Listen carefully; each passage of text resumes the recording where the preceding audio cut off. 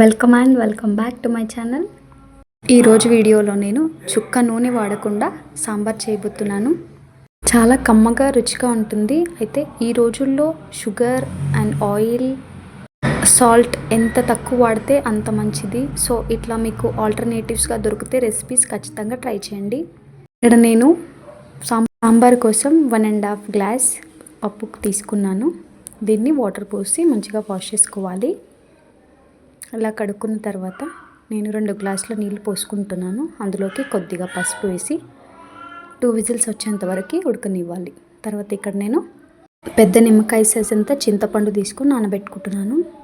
ఇక్కడ సాంబార్లోకి మీకు నచ్చిన వెజిటేబుల్స్ వేసుకోవచ్చు. నేను ఇక్కడ కీరదోసకాయ, క్యారెట్, పచ్చిమిర్చి, ఉల్లిపాయ, టమాటో, కొత్తిమీర తీసుకుంటున్నాను. మీరు దగ్గర ఉంటే మునక్కాయలు ఇంకా ఏవైనా మీకు నచ్చిన వెజిటేబుల్స్ యాడ్ చేసుకోవచ్చు. ముక్కలుగా కట్ చేసుకున్న వెజిటేబుల్స్ అన్నిటినీ స్టీల్ గిన్నెలోకి వేసుకుంటున్నాను. వేసిన తర్వాత చిటికెడు పసుపు, రుచికి సరిపడా ఉప్పు, 1 టేబుల్ స్పూన్ కారం పొడి, 1 టేబుల్ స్పూన్ ధనియాల పొడి వేసి 2 గ్లాసుల నీళ్ళు కూడా పోసి సిమ్లో 80% వరకు ఉడకనివ్వాలి. ఇక్కడ కొద్దిగా కొత్తిమీర కూడా వేసుకుంటున్నాను. ఇక్కడ ముందుగా ఉడికించి పెట్టుకున్న పప్పుని చల్లారిన తర్వాత మిక్సీ జార్లోకి వేసి స్మూత్గా పేస్ట్ చేసుకోవాలి. ఇక్కడ వెజిటేబుల్స్ అన్నీ 80% ఉడికిపోయినాయి కాబట్టి అందులోకి ముందుగా చింతపండు నానబెట్టుకున్న రసం కూడా పోసుకుంటున్నాను. ఉడికించిన పప్పు పేస్ట్లా చేసుకున్నాం కదా, అది కూడా పోసుకుంటున్నాను. పప్పుని మిక్సీ పట్టుకుంటే సాంబార్ కన్సిస్టెన్సీ అనేది చిక్కగా ఉంటుంది. పప్పుని మిక్సీ పట్టకుండా వేస్తే పప్పు అనేది అడుక్కుపోయి పైన నీళ్ళు అనేవి తేలుతూ ఉంటాయి కాబట్టి ఇలా మిక్సీ పట్టి వేస్తే సాంబార్ అనేది థిక్గా ఉంటుంది.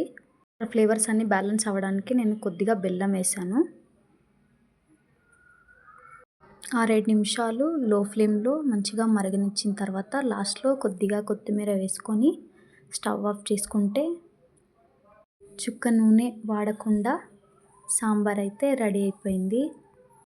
ఇలా నూనె అండ్ చక్కెర, ఉప్పు వాడకుండా లేదా తక్కువ వాడుకుండే రెసిపీస్ మీకు ఆల్టర్నేటివ్గా దొరికితే ఖచ్చితంగా ట్రై చేయండి. రోజు చేసే వంటలే కాబట్టి ఇట్లా ఇంక్లూడ్ చేసుకుంటే హెల్త్ కూడా చాలా మంచిది. And thanks for watching. ఇలాంటి వెరైటీ వీడియోస్ ఇంకా కావాలనుకుంటే నా ఛానల్ సబ్స్క్రైబ్ చేయండి, లైక్ చేయండి, షేర్ చేయండి.